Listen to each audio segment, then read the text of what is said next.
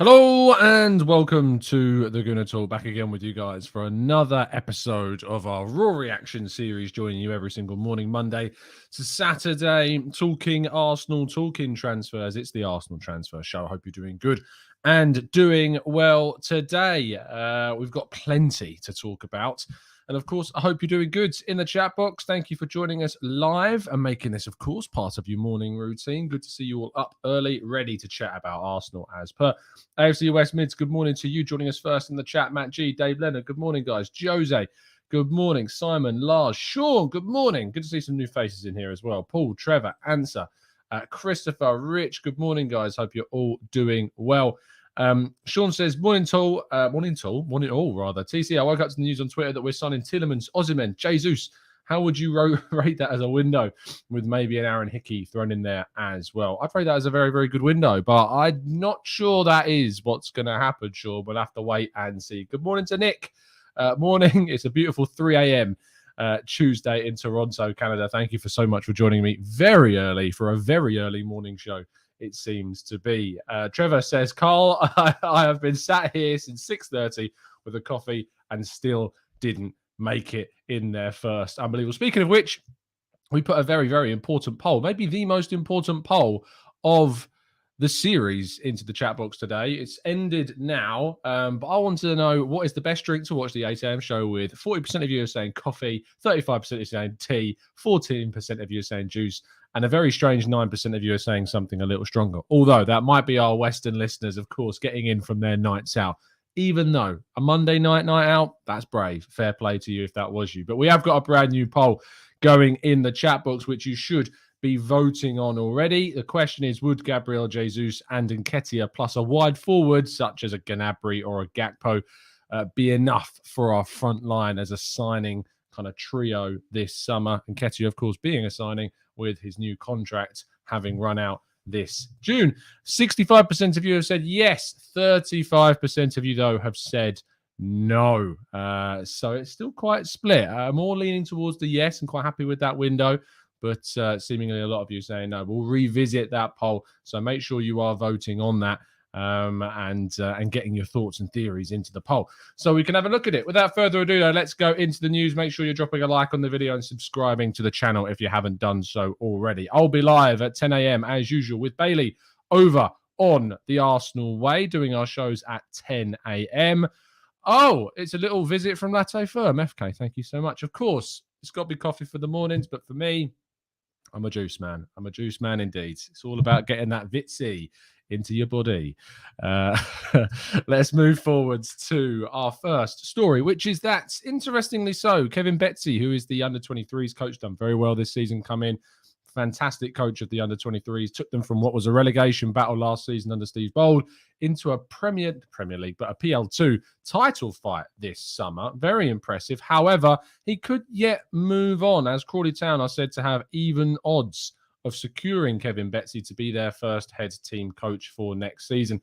I'm not surprised. He's done exceptionally well. It would make sense to see him move somewhere like that. I think that's the next step for him as a coach. It would suck to lose him because he's done fantastically well with the youth side. But, you know, as coaches do, you've got to take the next step in your career, and it would be a good move for him. Now, Takahiro Tomiyasu has been training alone with the Japanese international side. His injury has not yet recovered. Arsenal actually wanted him to be kind of managed a little bit more carefully. He is training on his own, but he could go into action for their internationals if he is deemed fit enough, which is a frustration for Arsenal, considering, you know, they would want him more protected after the injuries he suffered. They want him to get a good rest ahead of next season.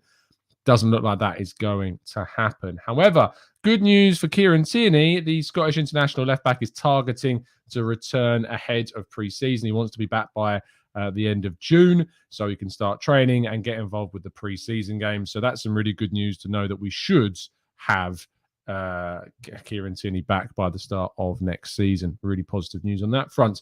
However, negatively again, going up and down this injury news right now. Ben White has pulled out of the England squad because of an injury. Obviously, he didn't play the last game of the season. He was injured for a lot of it, had some fitness issues. I'm not surprised to see him pull out. I don't know how serious it is. I wouldn't imagine it's too serious considering the fact that, you know, he's had these problems. I think he's just pulling out because it's the safe thing to do to make sure he's fully fit for the brand new season.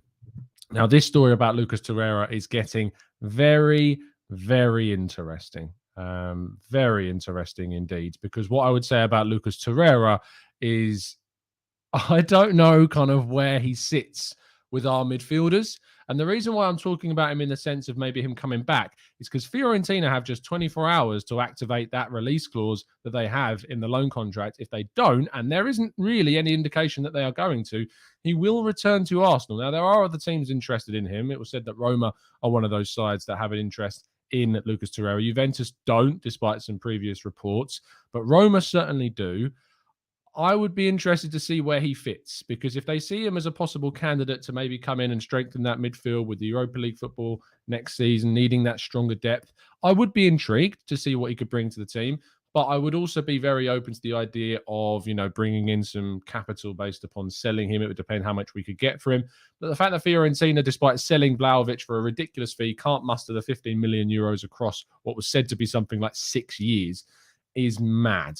So maybe he comes back. Maybe he gets involved with preseason. Maybe he reacclimatizes. I know he's had issues with, the living situation in England, but maybe that will change. Let's wait and see. But there's going to be a lot that's going to be happening or not happening in the summer. That's for sure.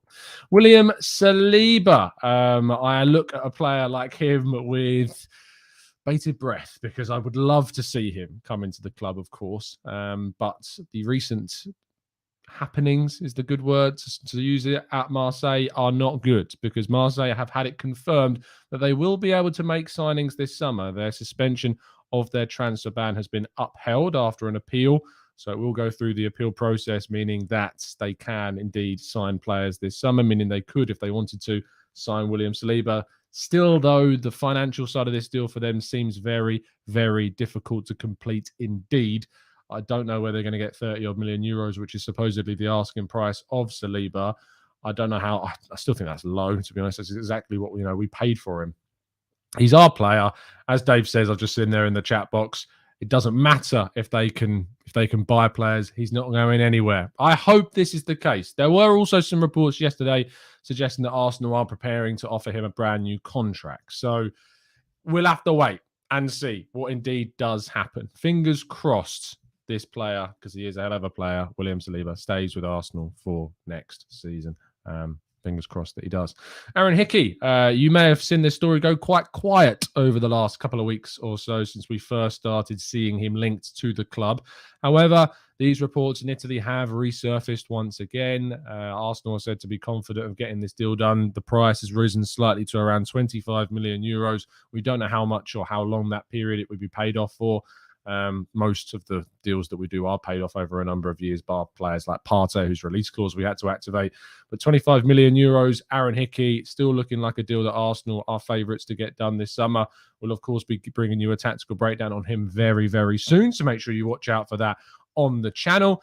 And it's going to be very interesting indeed to see if he turns out to be the versatile fullback that we definitely need to be bringing in this summer transfer window.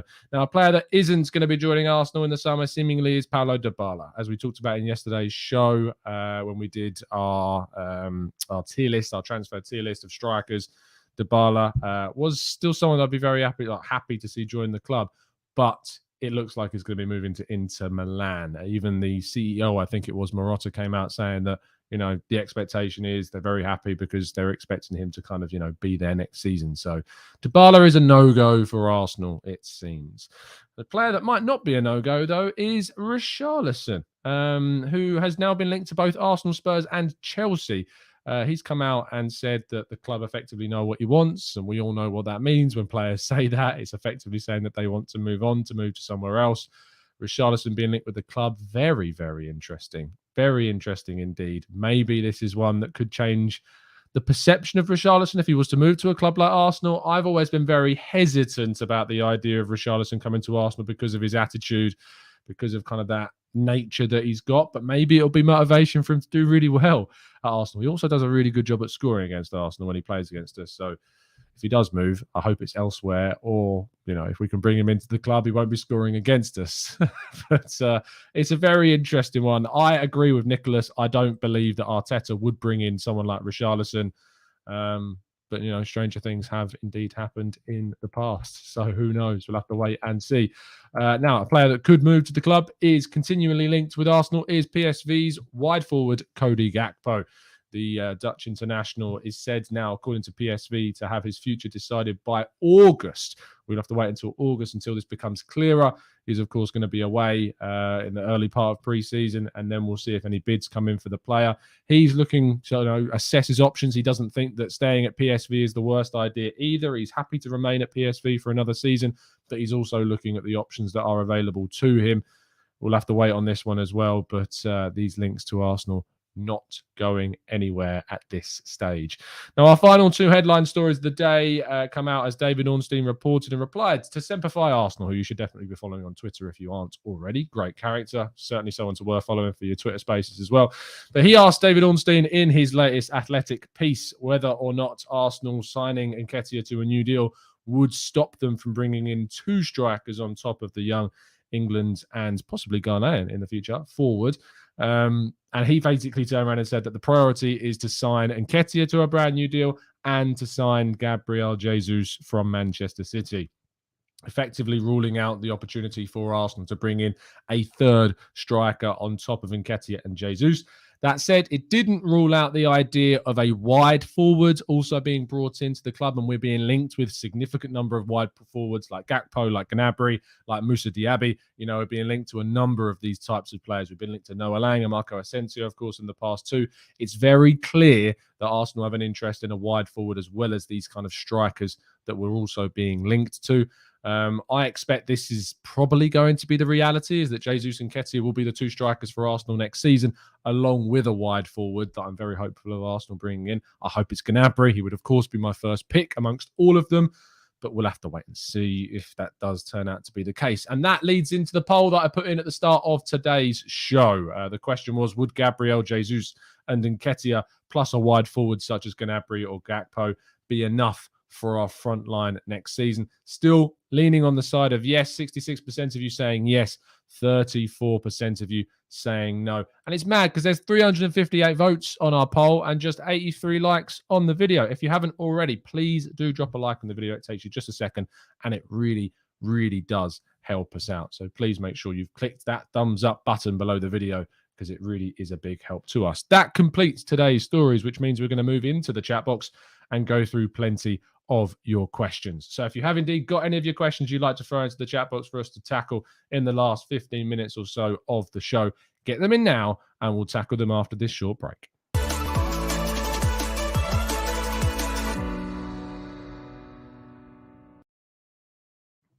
Okay, then let's see where we are at.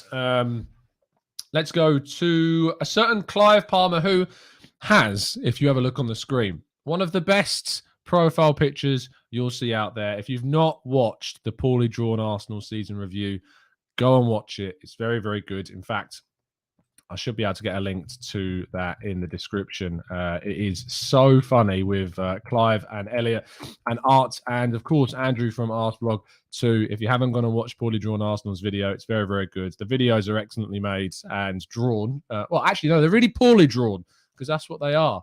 So if you haven't already checked that out, I'll leave a link to that in the chat box. Make sure you go and check it out because it's very, very funny. But Clive says, any news or thoughts on Nahuel Molina? He looks very interesting. They've gone quite quiet, Clive, to be honest. We were linked very heavily with him at the start of the window. It possibly could be because there are other clubs that are much more intent on signing him, like Atletico Madrid. They're very, very interested in signing Molina. They've actually supposedly put him as their primary target for the window. He would be getting a lot more game time, of course. Marcus Llorente, you would think, be moving back into the midfield. And Molina would take that right back spot with Trippier already left for Newcastle in January. So I would be surprised if Molina becomes a reality for Arsenal. I think he'll probably end up going somewhere like Atletico Madrid next season instead. Simon says, do you think Arsenal will get their transfer business done early or leave it to the last minute? I think we'll get the bulk of it done early. I think the main signings that we'll probably make before pre-season. I'm hoping of that. But, people are saying that we're being slow already. It's June. It's not even June yet. It's June tomorrow.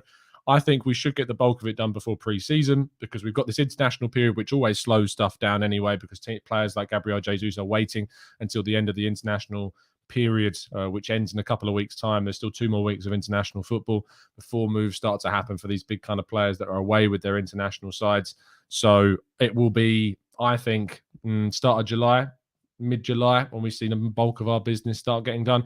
If it is that we are at the start of August and we've not done the bulk of our business, I'll be very disappointed, because we need to make sure that we get it done. Gooner72, thank you so much for becoming a member. Really appreciate the support to the channel. Thank you so much. So please welcome him into the group. It would be much appreciated. Simon says, do you think... Oh, sorry, we've done that one. Dave says, why aren't we now linked with a taller plan B striking option? That's absolutely vital in my view. Dave, I talked about this yesterday. I actually wrote a piece on this yesterday on football.london. Link in the description as always. Basically about the idea that a clone striker isn't the worst thing in the world, because if you bring in a striker that's, you know, a clone of the same style as Eddie and Nketiah, what it means is that you don't have to necessarily change your system dramatically when you play them. I'll leave a link to that piece in the chat box if you want to give that a read. But it's the idea that if you interchange, if you change out Nketiah, bring in Jesus, take out Jesus, bring in Nketiah, nothing's really changing. You don't have to overhaul the style, overhaul the structure, overhaul the tactics. You're taking out one player and bringing in another. I get the idea of wanting, you know, that aerial presence and aerial threat that we've needed in the forward line. I agree that would have been something that I would have liked to see, especially maybe from a plan B perspective, just someone that you can maybe bring off the bench in the last 10 minutes of games. But I don't think that's the way that we're going. And I do see the theory behind why they're not doing it, even though I think that maybe signing a young or a very experienced style player to bring off the bench in those situations could be beneficial to the team. Mohammed says the prospect of Spurs lining up with Son, Kane and Lautaro is scary. That's a 60-goal front three to compete. Would you forego strengthening some positions and allocate most of the budget to better forwards? I mean, Lautaro, Son and Kane, how that fits into a front three, I'm not really sure. Lautaro has played mainly as, you know, as a striking option. I suppose you could play him in a wide position, or maybe you even drop Kane in behind the two of them and play in, you know, Kane in kind of a second striker to Lautaro and Son more centrally. You could do that because he's so good at creating goals. But, you know, you say it's a 60-goal front three. Often what happens is when you add another player into a team that scored tons of goals, is actually it takes goals away from the others because they start creating. So I don't necessarily think it guarantees you 20 goals across the three of them. But it will bring you more goals and it will bring you more quality. The prospect is scary. We'll see. I don't think we need to think about how other teams are working in their transfer window in terms of who they're bringing in to affect ours. We've got our plan. We know what we want to do. We need to make sure we execute that plan to the best of our abilities and get our main priority targets. Vishal says, don't think that's great business. We should add Jesus in a versatile option and go for 2 centre forwards. We need a 20-goal striker from this window. My pick is Osimhen. What are your thoughts? Osimhen is going to cost you a ridiculous fee. You're looking upwards of 90 million quid to get him into the team. That's the problem with signing him, is that it's just so expensive. Let's scroll down a bit more into the chat. Ashwin says, Tom, if not Gnabry, then who else can we target for a wide forward on the right side? Gakpo would be our third right-footed player and a left winger behind Martinelli and Smith Rowe. I suppose the other one that you look to is Moussa Diaby. You know, he's played on the right-hand side. He's played on the left-hand side for Bayer Leverkusen. He's played on both flanks. He can play that role very, very well. The other one I like a lot, who can play on the right, can play in the middle, is Pedro Gonçalves from Sporting Lisbon. So there are options out there, but I like Cody Gakpo. I also think that Martinelli can play on the right-hand side. We've seen how good he is with his left foot at cutting the ball back. On his stronger right foot, I think there's maybe something that's a little bit untapped about Martinelli on the right-hand side that I don't think is the worst thing in the world if you wanted to play him. If you remember that goal we scored against Newcastle, Tomiyasu ball over the top to Martinelli on that right flank, scored. I think he can play on that right-hand side. So there is options for us, that's for sure. Marcus says, indeed, 360 goals. Look at the basketball teams who are 3 superstars. It doesn't mean they all score 30-plus points. It is usually what happens. Like, it's not a case of you add 20-goal striker to a team, they scored 20 goals, because it just drops. Naturally, it just drops. Guy says, by that logic, City won't score 99 goals in the league again next season. They might. No, it's not about the total of goals being scored by a team. It's just how those goals are shared around. It's not the same logic, Guy. Manu says, have you checked out Lille this season? I was a big fan of Jonathan David, but my attention was drawn towards Onana. He looks like a Partey Pogba hybrid. Is that the Belgian international that's made the squad over Sambi Lokonga? I've not seen much of him. I know he's been called up to the Belgian national side, but it's interesting. Manu, maybe one to keep an eye on. Jeremy says, we need a UCL quality 6/8 hybrid in the squad to cover for Partey. We might regret missing out on Grealish and Camara for free. El Neni is okay, but not the quality we need. Doucouré from Lens is very interesting indeed. It's a fair point, Jeremy. Callum says, would you keep Hector or Maitland-Niles as a fullback backup for a year of if it meant spending more on a striker? No, I don't think so. I would like to see us go for an Aaron Hickey this summer while they're available. I think Hickey is a fantastic talent from what I've seen of him.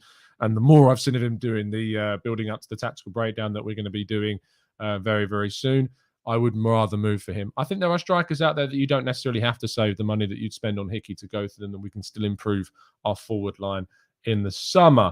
Let's go to Dave says, if we have Eddie and Jesus, whilst they are different, one poacher, another wide forward, a taller striker would give us more of a threat in the box for our much improved set pieces. It's a very good point, Dave. I'm not going to disagree that an aerial presence is going to give us a lot more than, what just two poachers would bring to the team. That said, I still stand by the point that having strikers of a similar nature when you only play with one striker across multiple competitions allows you to maintain consistency in form and style that you might have to tweak and change if you're interchanging between one style of forward and another. It's why Manchester City are so successful across multiple competitions throughout the season most of the time, because they don't really change the way they play and they interchange between the players they have in those different positions. So I think it's certainly something to consider and think about. Liverpool have done it for a long time. City, as I say, have done it for a long time. Haaland coming in for City next season. It's interesting to see how that plays out, because I think you might see something similar to what we saw with Ronaldo at Manchester United, where the focus goes so much onto that one player that goals from players like Rashford and previously Greenwood, of course, kind of drop. And the goal tallies of those players fall because the focus remains on that central figure of Ronaldo. I expect next season that probably will happen with someone like Haaland. Players like Mahrez, Foden, Grealish may not get as many goals next season because the focus will be on bringing Haaland into the game and supplying him with the opportunities to score. I might be wrong, but it's just what we have seen of previous teams like this Manchester United Ronaldo team. It might then happen with Haaland, who isn't, I don't look at Haaland as the biggest creator. I mean, I might be wrong, but for me, he's always had his main eye for goal. And similar to Ronaldo, I don't expect him to be someone that, massively will bring, that maybe I'm wrong. I know he got a fair amount of assists, to be fair to him, last season, but I just think that it still will be him being the main focal point for Man City, and the goals of the other players around him will probably drop. Let's go to Mud, who says, would Scamacca leave Italy if he would be a quality plan B option, not just a big man, but a quality technical player as well? I agree. I think that Scamacca's got plenty of quality about him. I know Clive's a big fan of him as well. I think that Scamacca is going to be difficult to convince to leave Italy when there are other teams in Italy that are looking at him. But if you can sign him, I think he's an accessible fee player. And I think you're only looking at 30 to 40 million pounds if you can to bring him in, not the 90 odd million that you cost to bring in Osimhen, even though he scored a similar amount of goals as him last season. Played more games, sure. But, I think he's a good option. But as I pointed out earlier, it would change the way that you play when you're changing between strikers. If we are to go for a plan B, I would kind of want to see us look now to someone that maybe is a little more experienced, that would be willing to be on the bench more so than other times. I couldn't give you a name off the top of my head, to be honest, that you could go and get that's like that. Who was the Genk striker? Was it Onuachu? Paul Onuachu? 28 years of age, Genk striker. We were linked to him in the past. He's kind of that profile that I'd look to. He scored 19 goals in the Pro League last season. Manu, who's in the chat box, our Belgian correspondent, maybe you can give me some thoughts on whether or not that's a good idea to bring him in as kind of a plan B style option for us next season. Would he work as an option? He's the one that came to my mind, so maybe someone like him is the person that we should go for. And yes, joining us on Twitch, King says, sounds like Olivier Giroud. Yes, certainly. We need Olivier. I'd love to see Olivier Giroud come into the team as well. That'd be great. Just the irony of that going in. But I mean, he's just too old now at this point. But it's that profile. Origi's going off to AC Milan. So Schrodinger, we're not going to be bringing him in to the team anytime soon. Mysterious Billionaire says, hi, Tom. What are your views on rumours of Charlie Patino, Amari Hutchinson, and Miguel Aziz, all three being promoted to the first team? Can any of them be a regular? Not yet. No, I don't expect them to be regulars, but I do expect them to get more minutes. We've got 5 subs, if you remember, next season to make in the Premier League. So there's no reason in games that we're winning quite comfortably that we can't bring them on. Europa League group stages, Carabao Cup early rounds, FA Cup early rounds, to be fair, what often happens in these types of moves is that you see them play in the first 6 months in the Cup. And then in the January transfer window, often we see players go out on loan. We saw that following Balogun, of course, last season. Maybe we'll see that with some of these players this season.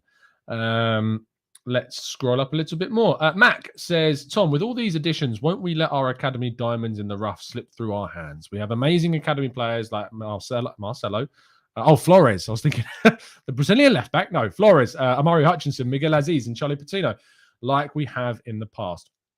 Look, the honest answer is that it's very, very rare indeed that more than, say, one a season, if that, gets through the youth ranks and into the first team. It's just not something that happens all that often. If you consider and you look back, Bukayo Saka, Emile Smith-Rowe, those two, very, very rare you get 2 players come through of a quality like that can make it in the first team. You keep going back, you think of Alex Iwobi, of course, and ended up not really getting anywhere, but did get us a lot of money in the transfer window. Joe Willock, of course, prior to that too. Eddie Nketiah, maybe his proper breakout, will be next season when he turns 22, 23 going on now. But of course, maybe next season is the main one for him to show what he's capable of. It's rare that you see the Highlanders break through every season. We've been very fortunate with the players that have been coming through of late. I don't think it's something that we need to consider with all players about how it affects our transfer business. Someone like Charlie Patino, sure. He looks like a generational talent. Someone like Brooke Norton-Cuffy, so I'm a little bit more on the back of the idea of a versatile fullback who's mainly a left back like Hickey, so that we don't block the pathway of Brooke Norton-Cuffy, because I really think there's a player there that could be a future right back for us. It's tough. It's really tough. Nelson, Kevin, really, great suggestion there. Nelson coming back in the summer. Will he sign a new contract? Will he move on? He's done really well on the end of his spell with Feyenoord. Maybe we'll see him return to Arsenal, a different player.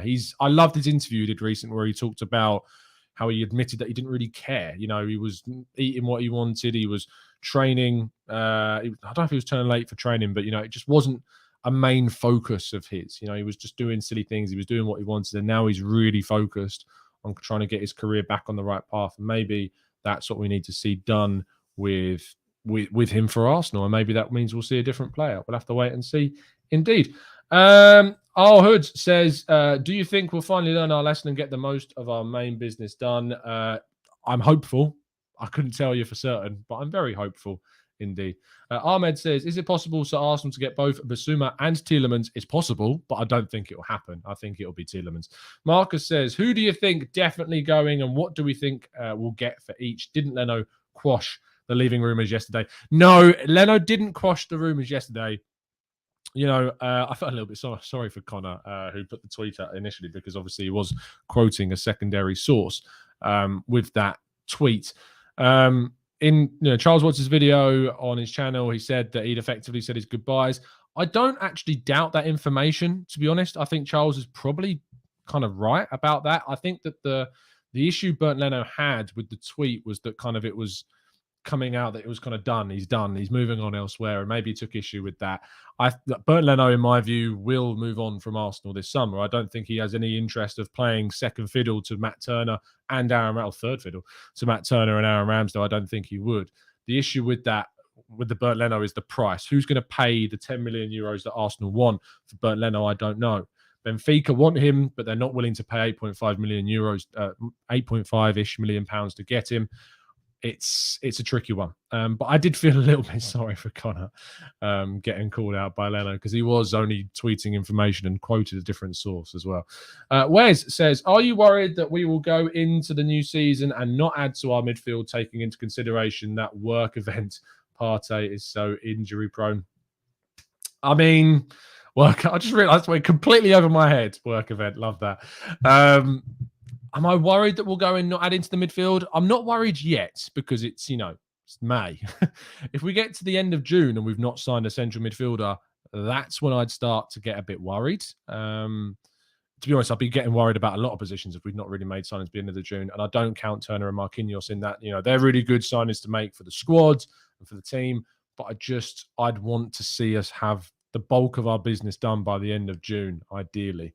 That's what I would like to see. I know the window doesn't really open officially until the start of July I think in the continent, but certainly by the start of June, we should be making these signings. You look at Aston Villa, you can make signings even when the window's not open. You just don't register them until that date. So we'll wait and see. But we need to get the bulk of our business done, in my opinion, by the end of June. I'm hoping that it is. Let's see if it indeed does get done. Because if you remember that quote from Edu, he talked about how they had a plan. They were ready to execute that plan.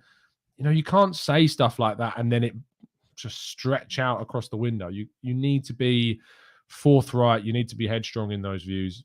We'll wait and see. Anyway, we're going to wrap things up there. You've had your half an hour this morning. Thank you so much for tuning in. As always, it's been a pleasure. There'll be another show for you this afternoon, this evening. Do go back and watch our transfer tier list of strikers from yesterday. We ranked all of the strikers that have been linked to Arsenal so far in our tier list of different categories. It was great, really engaging show with the chat box. And I want you guys, if you weren't live to watch it with us, to leave your thoughts in the comment section. Drop a like on today's video as well. If you are tuning in, you haven't done so already, subscribe to the channel if you are new here as well. There's over 900 of you watching. It'd be great if we could start getting over 1,000 of you tuning in for these 8 a.m. shows. It would be absolutely fantastic to get that kind of crowd joining us. But thank you for joining us. It's really appreciated. I will see you a little bit later on today and this morning, of course, over on the Arsenal Way, live 10 a.m. So do indeed join us. See you soon. Have a great day. And as always, up the Arsenal.